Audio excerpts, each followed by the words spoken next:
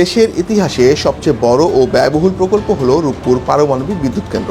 আগামী মাসে পরীক্ষামূলকভাবে এই প্রকল্প থেকে জাতীয় গ্রিডে প্রায় ৩০০ মেগাওয়াট বিদ্যুৎ সরবরাহের প্রস্তুতি চলছে। এটি চালু হলেই পারমাণবিক বিদ্যুৎ উৎপাদনকারী দেশ হিসেবে বিশ্বের ৩৩তম দেশ হতে যাচ্ছে বাংলাদেশ। কিন্তু কিছু প্রশ্ন থেকেই যায়।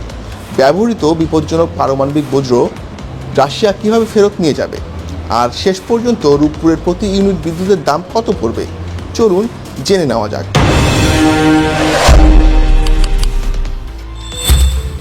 প্রথমে আসা যাক বর্তমান কাজের অগ্রগতিতে। প্রজেক্টের প্রথম ইউনিটের চুল্লি পাত্রে পারমাণবিক জ্বালানি বা ইউরেনিয়াম ঢোকানোর কাজ গত মে মাসে শেষ হয়েছে।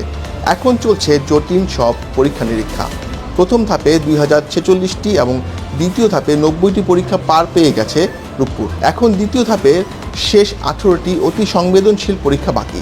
এসব পরীক্ষা শেষ হলেই চুল্লিতে শুরু হবে নিয়ন্ত্রিত বিভাজন বিক্রিয়া। উৎপন্ন তাপ থেকে বাষ্প তৈরি করে ঘোরানো হবে বিশাল সব টারবাইন, আর তাতেই তৈরি হবে কাঙ্ক্ষিত বিদ্যুৎ। কর্তৃপক্ষ চলতি বছরের ডিসেম্বরের মধ্যে বাণিজ্যিকভাবে উৎপাদন শুরুর পরিকল্পনা করলেও বাস্তবতা বলছে টানা 7 থেকে 8 মাস চলতে পারে এই পরীক্ষামূলক সরবরাহ। কারণ পারমাণবিক বিদ্যুৎ কেন্দ্রে তাড়াহুড়া মানেই বড় বিপদ।